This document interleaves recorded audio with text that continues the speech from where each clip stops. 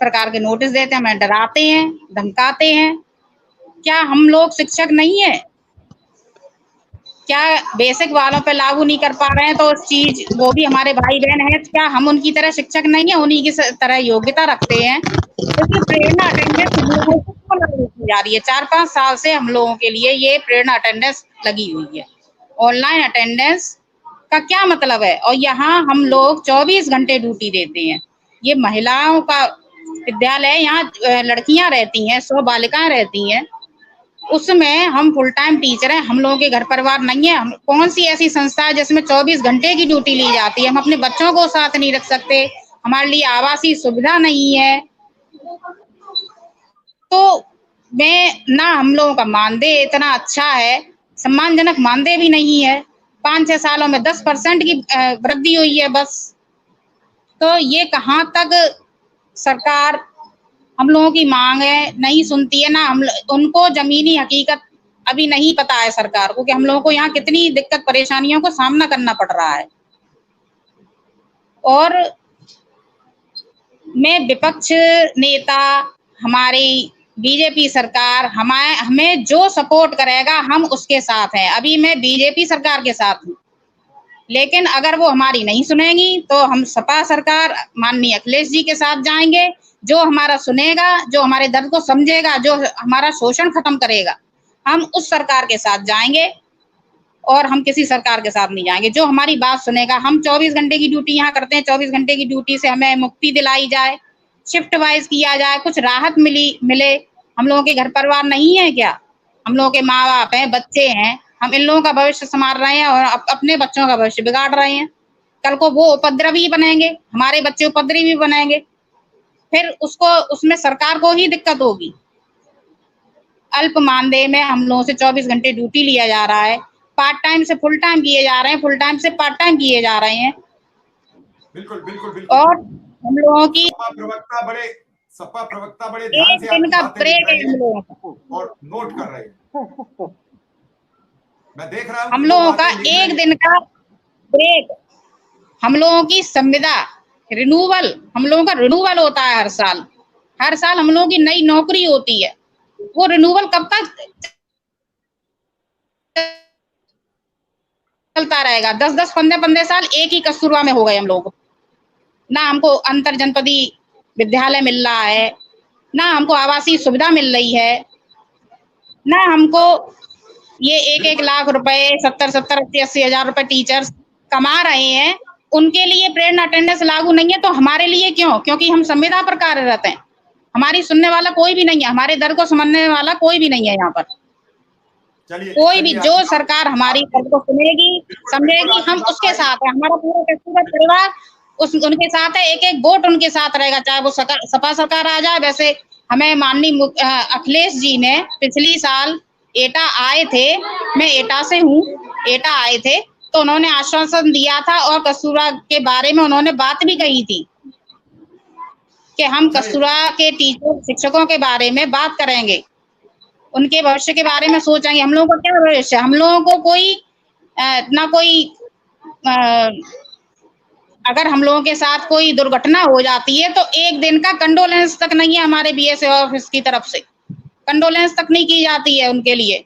और ना ही कोई तैयार होइए, लगातार धरना प्रदर्शन शिक्षकों के हो रहे हैं, उसमें सम्मिलित होइए। मनोज कुमार जी, आपने सबकी बात सुनी, सबकी बात समझी, कुल मिला के मुद्दा वही है। हम लोगों का मानदेय कब बढ़ाया जाएगा? सम्मानजनक मानदेय होना चाहिए। हम 24 घंटे की ड्यूटी करते हैं, हमारे लिए मानदेय 20,000 बस। बिल्कुल। मनोज जी, जब तक शिक्षक का सम्मान नहीं बनेगा, शिक्षक के सम्मान का जिक्र नहीं होगा, तब तक कुछ हासिल नहीं होगा, चाहे कितनी भी लड़ाई लड़ो।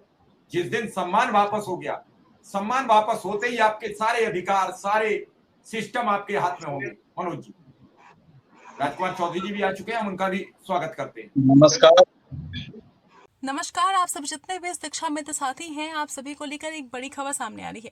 ये खबर आपके प्रदेश महामंत्री जी के द्वारा जो भी आप सभी के लिए आज तक बैठकें हुई हैं, जितने भी आप सभी के लिए प्रयास किए गए हैं, उसका क्या फल रहा है, सरकार आप सभी के लिए क्या कुछ करने वाली है, उसका कैसा रवैया है, ये सभी आप सभी के प्रदेश महामंत्री जी के द्वारा इस वीडियो में पता चलने वाला है। इसलिए आप इस वीडियो को पूरा जरूर देखिए। मिश्रा जी, बहुत सारी बातें हुई हैं, आंदोलन की हुई हैं, सरकारों की हुई हैं, नेताओं की हुई। कुछ बातें मेरे मन में भी हैं, आई हैं उसी बीच। तो उसमें सबसे प्रमुख चीज ये है कि शिक्षक हितैषी सरकार तो कभी नहीं थी, लेकिन शिक्षक हितैषी कुछ नेता थे, जिनमें माननीय मुलायम सिंह जी का नाम उत्तर प्रदेश में सर्वोच्च है। चाहे वो 90, 91, 92 से संस्कृत शिक्षकों का नियमितीकरण, उर्दू शिक्षकों का नियमितीकरण, तदर्थ शिक्षकों का भी नियमितीकरण, स्कूलों को मान्यता, शिक्षकों को सुविधा, ये सारा काम उन्होंने किया है। और मुझे जहां तक याद है कि 2006 में अंतिम बार विनियमितीकरण हुआ है। उसके बाद 5-5.5 हजार शिक्षक बचे थे तदर्थ। आज वो दर दर की ठोकरें खा रहे। ग्रांट इन एड पे उसके बाद कोई भी विद्यालय नहीं लिया गया। तो शिक्षक और शिक्षार्थी, शिक्षालय तीनों के हित में कोई सर्वोच्च है तो वो माननीय नेताजी थे। रही बात माननीय मुख्यमंत्री जी की, आज के सरकार की, तो मैं ये कहना चाहूंगा, अभी आपने बीच में सम्मान की बात कह दी तो ये बात याद आ गई। माननीय मुख्यमंत्री जी ने हम लोगों को, विशिष्ट बीटीसी 2004 बैच को और हमारे समकक्ष लगभग 70,000 से अधिक लोगों को बुढ़ापे की लाठी दिए हैं, जिसके लिए टी सोमनाथ जी जैसे लोग लिख रहे हैं, जो वित्त सचिव हैं संभवतः, कि अब पुरानी पेंशन बहाल होना संभव नहीं है।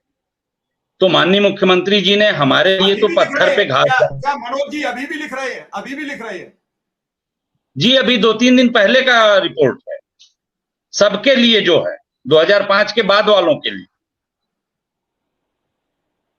2005 के बाद वालों के लिए उनका कहीं मैंने लेख पढ़ा है, उसमें उन्होंने लिखा है कि पुरानी पेंशन बहाली संभव नहीं। तो वो काम माननीय मुख्यमंत्री जी ने 70,000 शिक्षकों के लिए किया है, तो मैं तो उनका साधुवाद करता हूं पहले। और दूसरी बात भी मैं कहता हूं कि माननीय मुख्यमंत्री जी कहीं न कहीं से ब्यूरोक्रेसी उनको परेशान कर रही है। मुझे याद है 2021 में 21-22 का शिक्षक सम्मान समारोह हो रहा था और माननीय मुख्यमंत्री जी ने उस समारोह में खड़े होकर टिप्पणी किया था कि ये चयन करने वाले अधिकारी कौन हैं, जिन्होंने इनका चयन किया। इसमें तो 12 से 15 को मैं पहचान रहा हूं जो कभी विद्यालय नहीं जाते, और ये मीडिया की रिपोर्ट थी कि उसमें से 15-17 लोग भाग गए, पुरस्कार ही नहीं। तो माननीय मुख्यमंत्री जी तक सही तरीके से अप्रोच। तीसरी बात मैं कहता हूं, जो विक्रम सिंह जी कह रहे हैं, लड़ाई को, माननीय विक्रम सिंह जी, आपको मैं कल भी कहा था, परसों भी कहा था, आज फिर कह रहा हूं, लड़ाई को 2 दिशा में लेके जाना होगा। उसके लिए मैं छोटी सी बात केवल बताता हूं। मैं बार बार ये बात कह रहा हूं कि जब शिक्षा मित्र का चयन 1998-99 में पहली बार हुआ, प्राथमिक शिक्षक का वेतन 4500-4600 रुपए था। उनकी नियुक्ति के समय उसका आधा करके 2250 का पहला वो दिया गया। आप उस आधार को आधार बनाइए और उस पे एक वित्त की लड़ाई अलग, नियमितीकरण की लड़ाई अलग। मुझे एक और बात याद आती है, 2008 वगैरह, 2008 लास्ट की बात रही हो या जनवरी 2009 की बात रही हो, विनय सिंह जी हैं, बहन जी की सरकार थी, माननीय धर्मपाल सिंह जी संभवतः शिक्षा मंत्री थे, और उस समय आईएलओ का एक आर्डर, धर्म सिंह जी, धर्म सिंह सैनी सहारनपुर के थे, वो शिक्षा मंत्री थे। हाँ, मेरे सहारनपुर के थे भाई जी। तो उस समय आईएलओ का एक डायरेक्शन आया जिसमें यह कहा गया कि ग्रेजुएट का मिनिमम वेतन 9,300 रुपए होना चाहिए।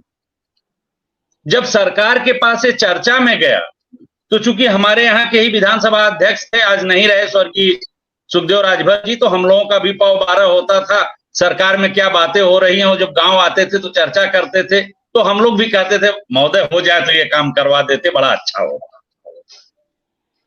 उस समय शिक्षकों का वेतन 93,000 9,335